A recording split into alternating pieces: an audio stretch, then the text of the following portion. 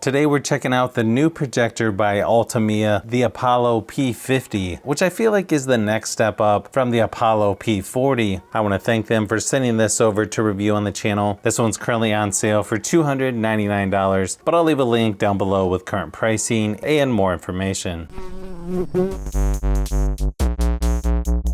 It's got native 1080p resolution, also has 4K decoding, Wi-Fi 6, Bluetooth 5.3, and as you can see on the box, this is a Netflix certified projector. So you can stream over 1,000 apps on this without connecting any external devices. It's got 800 ANSI lumens, auto screen adaptation, and object avoidance. It's got auto focus and auto keystone correction. Works best on a screen up to 120 inches. Also has an enclosed optical engine to make it a true dust-free projector. Also has 20-watt speakers.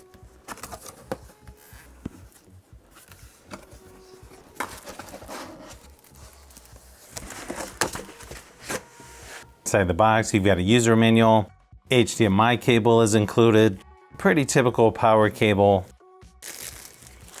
Fairly small remote control, 4 shortcuts down there at the bottom for Netflix, YouTube, Prime Video, and USB. It's got most of your controls that you would need, like power, mute, source, settings, OK and directional buttons, back, home, menu, focus, plus and minus, keystone adjustment, volume controls. Pretty interesting design with this. Definitely a little more curved around the sides. You've got your remote control and focus sensor there on the front. Also has an interesting pattern here all the way around. There on the back is where you plug in the power and the remote control sensor. There on the side, you've got a speaker and some ventilation as well. You can see you have some ventilation there on the front and back. This one even has an Ethernet port, 2 USB 2.0 ports, an HDMI port, audio, video, and a headphone jack.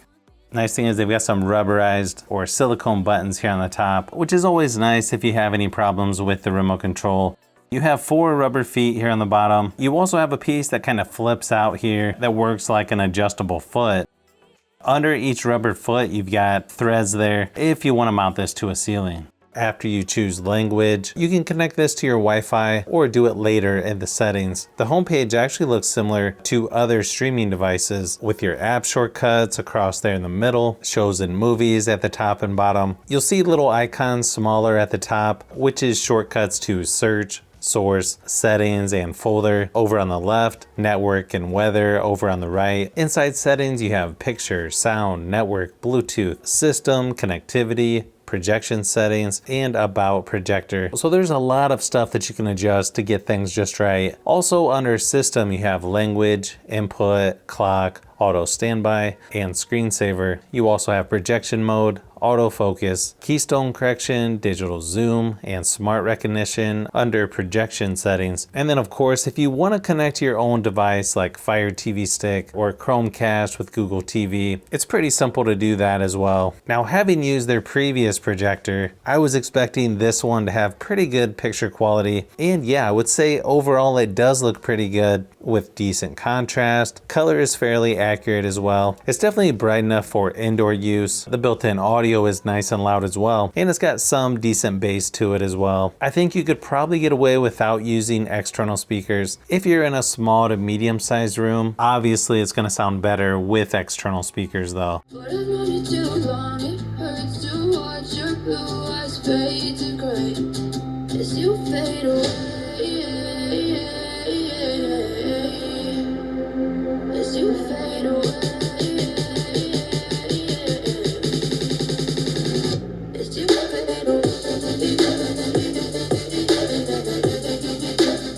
I also connected my iPad, and yeah, I feel like this would be a good option if you want to do presentations or things like that. Text is nice and sharp across most of the screen, which I know can be a problem sometimes with other projectors that I've tested. I also played Asphalt 9 using my iPad and a Bluetooth controller, and overall it was fairly smooth without any noticeable lag or delay. Same thing while playing Punch-Out on my Super Nintendo Mini. I think this would be a good option for gaming, depending on which types of games because I know when playing Rocket League on my Xbox Series X, surprisingly this is the only 1080p projector where it let me switch to 4K resolution and it didn't kick back to 1080p. So that's definitely nice to see. I think this definitely feels like a nice step up from the Apollo P40, and this is one of the better projectors that I've tested recently, but I'll need to compare this to a couple others because I feel like these budget or more affordable projectors keep getting better and better each year, and they keep adding features that you didn't see in this price range even just a couple years ago.